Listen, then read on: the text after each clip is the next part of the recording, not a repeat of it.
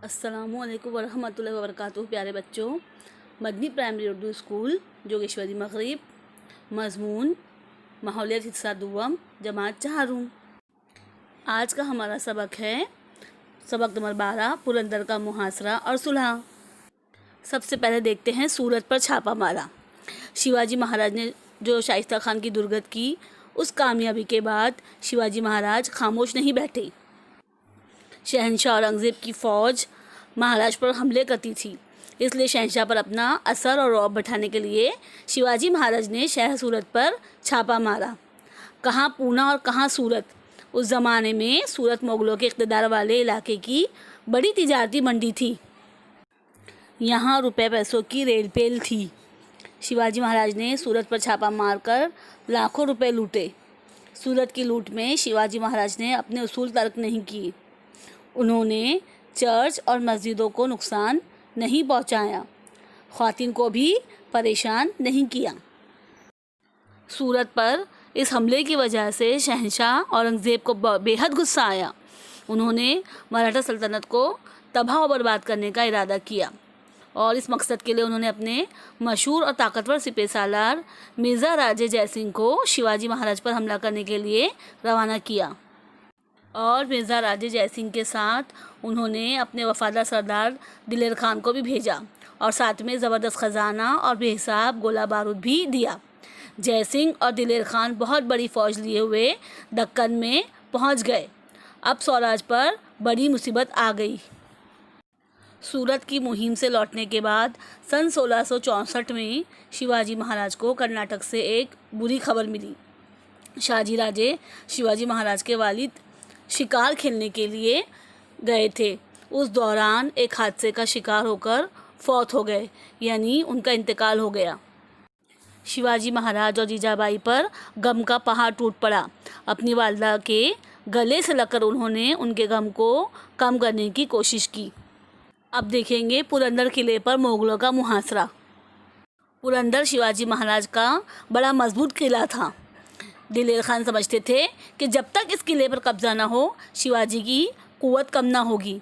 इसलिए दिलेर खान ने बड़ी फ़ौज के साथ पुरंदर किले का मुहासरा कर लिया। किलेदार मुरार बाजी बड़े बहादुर थे। उनके ज़ेरे 10 सिपाही भी दिलेर और बहादुर थे। मुरार बाजी अपने बहादुर सिपाहियों को लेकर मुकाबले के लिए तैयार हो गए। दिलेर खान की तोपें गरजने लगीं। तोप के सुर्ख सुर्ख गोले किले की दीवारों पर बरसने लगे, लेकिन मुरार बाजी और उनके मावले साथी डटे रहे, घबराए नहीं। उन्होंने मुकाबला और तेज़ कर दिया। मुग़लों ने तोपों से ज़बरदस्त गोलाबारी की, जिसकी वजह से किले का एक बुर्ज टूट गया और मुग़ल सिपाही किले में घुस आए। दिलेर खान ने बुर्ज फतेह कर लिया। मराठों ने किले के बालाई हिस्से यानी ऊपरी हिस्से में पनाह ली और लड़ाई जारी रखी। दिलेर खान अपनी छावनी से ये जंग देख रहे थे।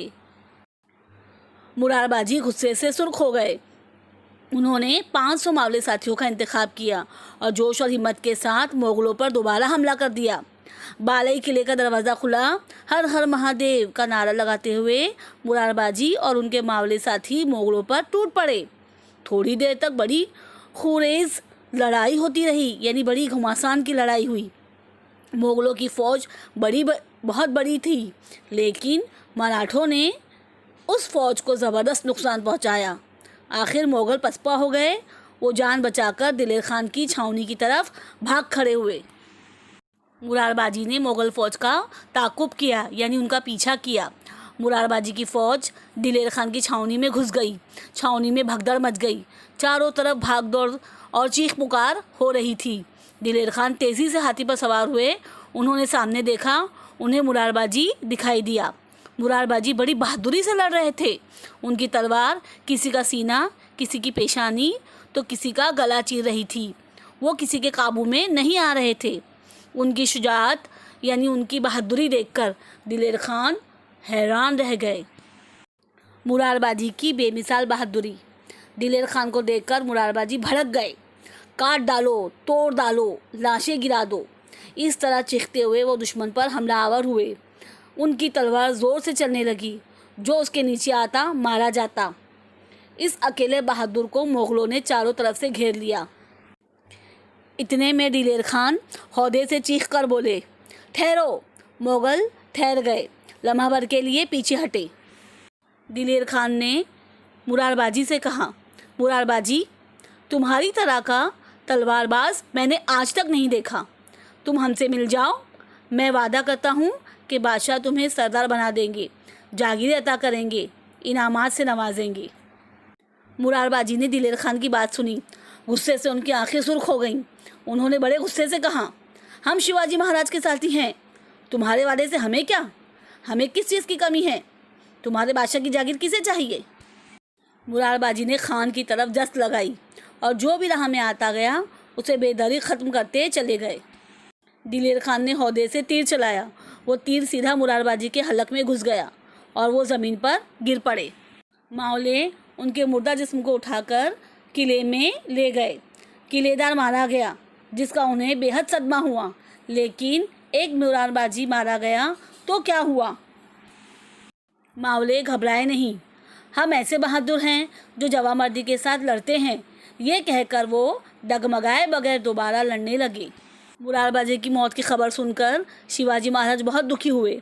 उन्होंने सोचा, हर किले में एक एक साल तक लड़ाई जारी रखी जा सकती है, लेकिन बिला वजह आदमी मारे जाएं, ये ठीक नहीं। इसलिए उन्होंने सुलह करने का सोचा। पुरंदर की सुलह। ताकत से काम निकलता नज़र न आता था, चालाकी भी नाकाम हो गई थी, इसलिए पीछे हटना ही मुनासिब था। शिवाजी महाराज ने मुग़लों से सुलह करने का इरादा कर लिया। वो खुद जयसिंह के पास गए और तदबीर से काम लेते हुए बोले, मिर्ज़ा राजे, आप राजपूत हैं, हमारी तकलीफ़ और मुश्किलात आप जानते हैं। बादशाह के हमलों से महाराष्ट्र बर्बाद हो गया है, लोग बदहाल हो गए हैं। आवाम की खुशहाली के लिए हमने स्वराज कायम करने का बीड़ा उठाया है। आप भी यही काम कीजिए, मैं और मेरे मावले साथी आपका साथ देंगे। जयसिंह बहुत चालाक थे, इसलिए उन्होंने शिवाजी महाराज को सुलह करने की राय दी। सुलहनामे के मुताबिक शिवाजी महाराज ने 23 किले और 4 लाख हुन सोने का सिक्का, मालगुजारी का इलाका मुग़लों को देना कबूल किया। ये सुलहनामा सन 1665 में हुआ। सुलह हो जाने के बाद जयसिंह ने शिवाजी महाराज को मशवरा दिया कि वो आगरा जाकर बादशाह से मुलाकात करें। उन्होंने शिवाजी की हिफाजत की जिम्मेदारी ली। जयसिंह के मशवरे पर शिवाजी महाराज ने गौर किया। बादशाह का क्या भरोसा, उन्होंने अपने भाई को भी नहीं बख्शा था। ये बात शिवाजी महाराज जानते थे, फिर भी उस काम को बड़ी होशियारी के साथ अंजाम देने के बारे में उन्होंने सोचा। उन्होंने जयसिंह को बता दिया कि वो बादशाह से मिलने आगरा जाने के लिए तैयार हैं। शुक्रिया।